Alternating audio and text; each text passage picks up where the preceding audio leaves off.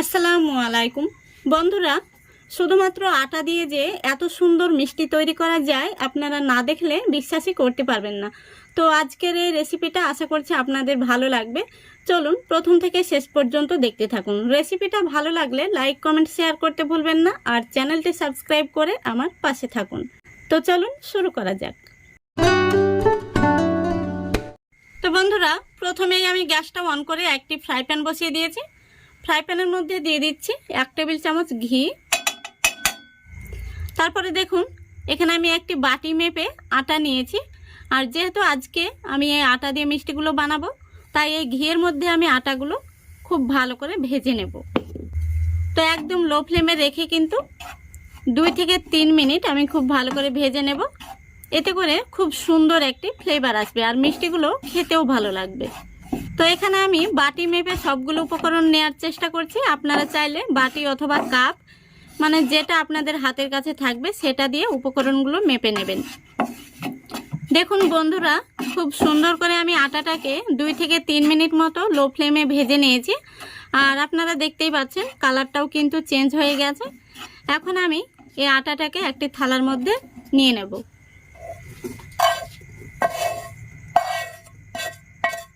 এখন আমি আটাটাকে ঠান্ডা করে নেব। দেখুন বন্ধুরা, আটাটা ঠান্ডা হয়ে গেছে। এখন আমি যতটা পরিমাণে আটা নিয়েছি ঠিক ততটা পরিমাণে দিয়ে দিচ্ছি গুঁড়ো দুধ। তারপরে দিয়ে দিচ্ছি 1 চামচের 3 ভাগের 1 ভাগ বেকিং সোডা। এবার খুব ভালো করে আমি হাত দিয়ে মিশিয়ে নিচ্ছি। সবগুলো উপকরণ শুকনো অবস্থাতেই খুব ভালো করে মিশিয়ে নিতে হবে। দেখুন খুব ভালো করে মিশিয়ে নিয়েছি। এখন আমি এর মধ্যে দিয়ে দেব 1 টেবিল চামচ ঘি। এবার খুব ভালো করে এই ঘিটা মিশিয়ে নিতে হবে। দেখতেই পাচ্ছেন আমি কিভাবে ডলে ডলে মিশিয়ে নিচ্ছি। দেখুন খুব ভালো করে আমি ঘিটা মিশিয়ে নিয়েছি। এখন আমি যতটা পরিমাণে আটা আর গুঁড়ো দুধ ব্যবহার করেছি, আমি ঠিক ততটা পরিমাণে তরল দুধ নিয়েছি, আর দুধটা আগে থেকে আমি জাল করে ঠান্ডা করে নিয়েছি। এই দুধটা আমি অল্প অল্প করে দেব, আর একটি নরম ডো মেখে নেব। দেখুন বন্ধুরা, খুব সুন্দর করে আমি ডোটাকে মেখে নিয়েছি, আর ডোটা কিন্তু এরকম নরম করে মাখাতে হবে। ডোটা মাখাতে এখানে আমার পুরোটা দুধ লাগেনি, 1 টেবিল চামচ মতো দুধ রয়ে গেছে। এখন আমি ডোটাকে ঢাকা দিয়ে রেস্টে রেখে দেব 10 মিনিটের জন্য। বন্ধুরা 10 মিনিট হয়ে গেছে। এখন আমি মিষ্টিগুলো তৈরি করে নেব। তো প্রথমে হাতের মধ্যে নিয়ে এইভাবে চেপে চেপে একটু গোল করে নিতে হবে। তারপরে তালুর মধ্যে নিয়ে খুব সুন্দরভাবে গোল করে নিতে হবে, যেন মিষ্টিগুলোর গায়ে কোনো রকম ফাটল না থাকে। দেখুন মিষ্টিটা কত সুন্দর হয়েছে। এই দেখুন, আমি আরও একটি মিষ্টি আপনাদের তৈরি করে দেখিয়ে দিচ্ছি। তো মিষ্টিগুলোকে আমি গোল শেপ দিয়ে নিচ্ছি, আপনারা চাইলে লম্বা শেপ দিয়ে নিতে পারেন। এই দেখুন, একইভাবে আমি সবগুলো তৈরি করে নেব। দেখুন বন্ধুরা, আমি সবগুলো মিষ্টি বানিয়ে নিয়েছি, আর সবশেষে একটি পুচকু মিষ্টি হয়েছে। এখন আমি মিষ্টিগুলোকে ভেজে নেব। মিষ্টিগুলোকে ভাজার জন্য আমি তেলটা আগে থেকে গরম হতে বসিয়েছি, আর তেলটা এখন কেমন পর্যায়ে রয়েছে সেই জন্য পুচকু মিষ্টিটা দিয়ে দিচ্ছি তেলের মধ্যে। তো দেখুন তেলটা কিন্তু সঠিক পর্যায়ে রয়েছে। খুব বেশি গরম করা যাবে না, এরকম হালকা গরম হয়ে এলে তেলের মধ্যে মিষ্টিগুলো দিয়ে দিতে হবে। সবগুলো মিষ্টি আমি তেলের মধ্যে দিয়ে দিয়েছি। এখন আমি গ্যাসের ফ্লেমটা লো আর মিডিয়ামের মাঝামাঝিতে রেখে মিষ্টিগুলোকে ফ্রাই করে নেব। ফ্রাই প্যানের হাতনটা ধরে এইভাবে একটু ঝাঁকিয়ে দিতে হবে। একটি চামচ দিয়ে মিষ্টিগুলোকে আমি নাড়াচাড়া করে দিচ্ছি। মিষ্টিগুলোকে এইভাবে নাড়াচাড়া করে উল্টে পাল্টে আমি লাল লাল করে ভেজে নেব। দেখুন বন্ধুরা, খুব সুন্দর কালার চলে এসছে। এখন আমি মিষ্টিগুলো তেল থেকে তুলে নেব।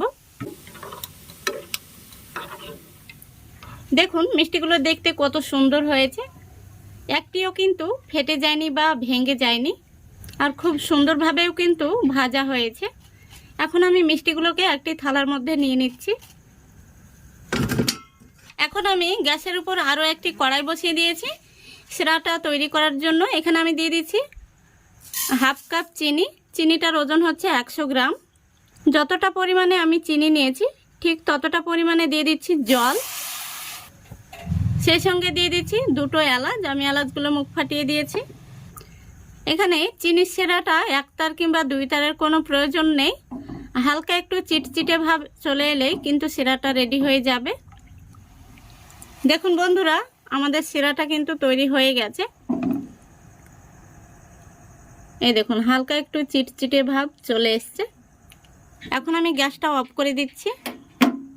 তারপরে ভেজে রাখা মিষ্টিগুলো শিরার মধ্যে দিয়ে দিচ্ছি।